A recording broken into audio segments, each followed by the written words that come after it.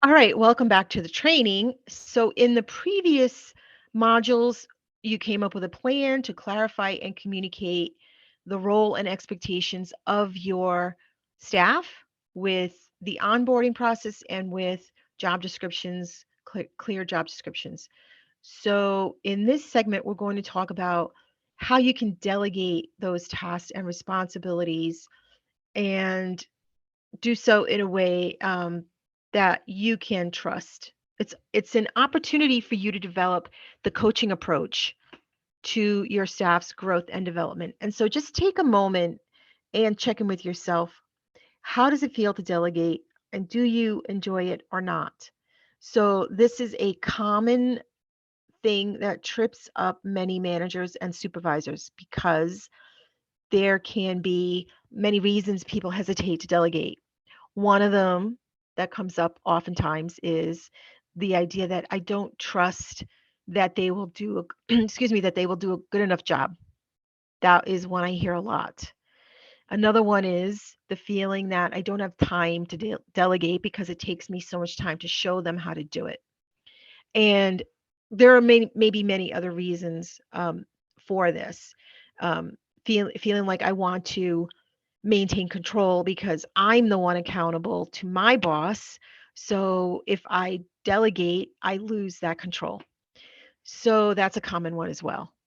So again, as part of this model, the manager skills section, delegating is really important because your staff want to grow into more responsibility as they become proficient at what they're doing. And also, you as a manager cannot expand your role if you are doing everything. It's just simply not possible. Okay, so I'm going to share with you a four-phase delegation process that will help you trust that the person you're delegating to is completely competent. You will have less stress. They will have less stress. You will not have to micromanage them and look over their shoulder, and it will allow for better performance for the whole team. Okay. So, this is a system that, in a way, is training. So, you do need to think about building time. Your role in this method will be as a trainer, and you're training them to a level of mastery. But once they show that mastery, you you can then trust and have confidence that they can take ownership of this. So then they are responsible for the result. Okay.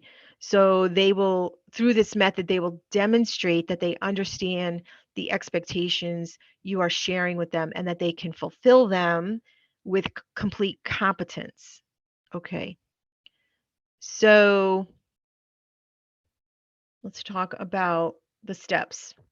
So the first, I'm just going to go over the steps and then go a little bit into more detail.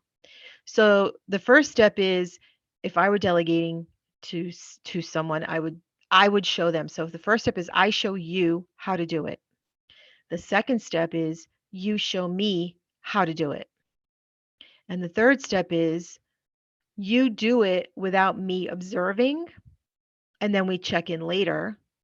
And then the fourth step is the staff person now has independent responsibility for the results and the outcomes. Okay. So you with this method, you cannot skip steps. You have to do them in this order.